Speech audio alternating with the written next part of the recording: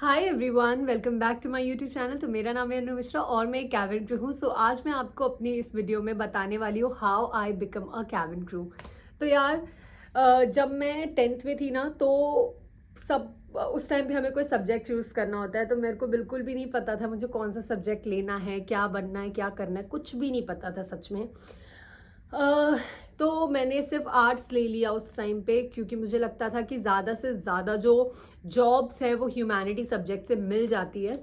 But जब मैं 11th में आई, मैं इंस्टाग्राम पे आई, तो मैंने कैबिन क्रू की बहुत बहुत बहुत सारी रील्स देखी और मैं उससे इतनी इंस्पायर हुई, क्योंकि यार जैसी लाइफ मैं चाहती थी ना वो मुझे इस जॉब में बखूबी मिल रही थी। जैसे कि घूमना फिरना, अच्छे पैसे, इंटरनेशनल घूमना और बस मज़े ही मज़े सुंदर दिखना।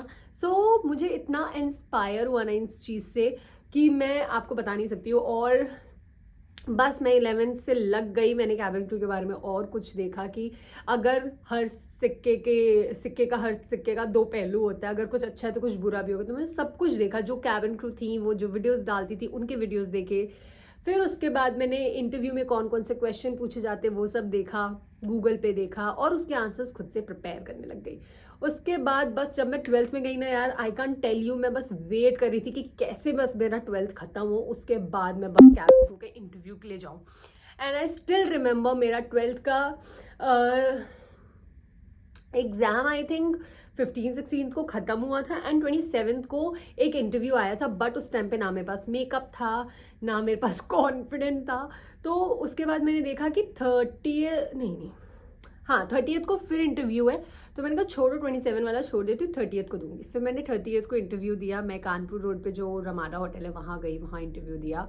मैं बैक टू बैक सारे जो राउंड्स होते हैं उसमें सेलेक्ट होती जा रही थी। बट जो लास्ट वाला राउंड था उसमें मैं सेलेक्ट नहीं हुई। ऑफ कोर्स मुझे बहुत बहुत बहुत बुरा लगा। बट वो मेरा फर्स्ट इंटरव्यू था तो मुझे इतना ज़्यादा कुछ बुरा नहीं लगा। लेकिन यार मैंने पहली बार अपनी लाइफ में इतने सारे लोगों के बीच में मैं गई, क्योंकि आप डायरेक्टली स्कूल लाइफ में चले गए इंटरव्यू देने, जहाँ पे 1500-2000 लड़कियां थी। तो मेरे लिए काफ़ी ज़्यादा बहुत डर लग रहा था यार उस टाइम पे मुझे। एंड बस उसके बाद मैंने सेकेंड इंटरव्यू पटना में दिया। पटना में भी मैं रिजेक्ट हो गई थी। और आप लोग प्लीज़ रीज़न मत पूछना, क्योंकि रीज़न बताते ही नहीं है यार। मैं बार बार पूछती थी कि मैं क्यों रिजेक्ट हो रही हूँ, बट वो नहीं बताते थे रीज़न।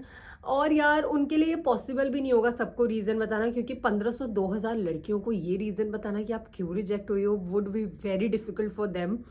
उधर उनकी भी गलती नहीं है, हमारी भी गलती नहीं है। मैं ये नहीं बोल रही कि हमारी गलती, किसी की भी गलती नहीं है। फिर थर्ड इंटरव्यू मैंने वापस रमाडा में दिया था, जिसमें मैंने सैलून मतलब पार्लर से मेकअप किया था। एंड वो इतना ही बकवास मेकअप था यार, I can't even like tell you कितना गंदा मेकअप था। वहाँ डायरेक्ट जाते ही मुझे इंटरव्यू ने कहा आपने मेकअप कहाँ से कराया। मैं एकदम कॉन्फिडेंस में, पार्लर से कराया था, सैलून से कराया था। सो लाइक नेक्स्ट टाइम आप खुद करके आना। एंड उसने मुझे फर्स्ट राउंड में रिजेक्ट कर दिया। फिर जो मेरा फोर्थ इंटरव्यू था, माई लकीस्ट नंबर, मैं उसमें सेलेक्ट हो गई यार। बैक टू बैक मैं सेलेक्ट होती जा रही थी, राउंड्स क्लियर हो रहे थे। बट मैं इस बार बिल्कुल भी खुश नहीं थी, क्योंकि मुझे याद था कि मैं बाकी इंटरव्यूज में भी राउंड्स क्लियर कर रही हूँ, बट लास्ट में मैं रिजेक्ट हो रही हूँ। एंड यार आपको पता है इतना ट्रेजेडी होता है ना, आज भी मैं उन लड़कियों के साथ फ्लाई करती हूँ जो उस टाइम पे मेरे साथ थी। तो हम हमेशा यही बात करते हैं यार, हम कितना डर रहे थे ना, क्योंकि कुछ लड़कियों को उन्होंने अलग से बुलाया और उनसे वो बात कर रहे थे और फिर हमारा नाम लिया। तो हमें लगा यार उनको सेलेक्ट कर लिया, वो तो ले तो गई उनको, अब हम तो सेलेक्ट हुए नहीं है, अब हमें बोल देंगे better luck next time. But उन्होंने हमें बोला आप लोग अंदर आओ, कॉन्ट्रैक्ट पेपर साइन करें।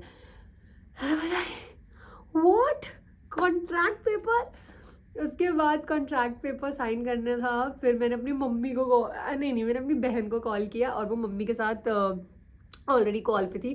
फिर मेरी मम्मी को भी पता लगा, मम्मी बहनों को भी पता लगा। मेरे घर वाले इतना ज़्यादा खुश थे। उसके बाद जब मैं कॉन्ट्रैक्ट पेपर पे साइन करी थी ना, मुझे भरोसा ही नहीं हो रहा था कि मेरा सपना पूरा हो रहा है, मैं सेलेक्ट हो गई हूँ। एंड बस यार वो दिन मुझे आज भी याद है। और या उसके बाद सब कुछ होते होते फिर 18 अक्टूबर को मैं दिल्ली गई थी। दिल्ली में मेरा था और मुझे स्टार्टिंग में ना बैंगलोर बेस मिला था। मैं बहुत ट्राई करी थी कि मुझे लखनऊ बेस मिल जाए, बट लखनऊ में बिल्कुल भी वैकेंसी नहीं थी, तो बैंगलोर बेस मुझे मिला। 19th को मेरी ज्वाइनिंग हुई एंड बस लकीली मेरे साथ ना मतलब किस्मत अच्छा कर रही थी उस टाइम पे। आई थिंक मुझे मेरी ट्रेनिंग के बैच में ही एक लड़की मिलती है जिसका लखनऊ बेस था। सो वो नॉर्थ ईस्टर्न थी, तो उसने मैंने उसको कन्विंस किया यार आपका तो लखनऊ में भी घर नहीं है बट मेरा घर है लखनऊ में, प्लीज़ वीज़ा स्वैप कर लो। And she was so kind hearted. उसने मुझे लखनऊ बेस दे दिया, मुझसे बैंगलोर बेस ले लिया एंड दैट्स इट यार, बहुत अच्छा था। आई होप आप सबके भी सारे सपने पूरे हो।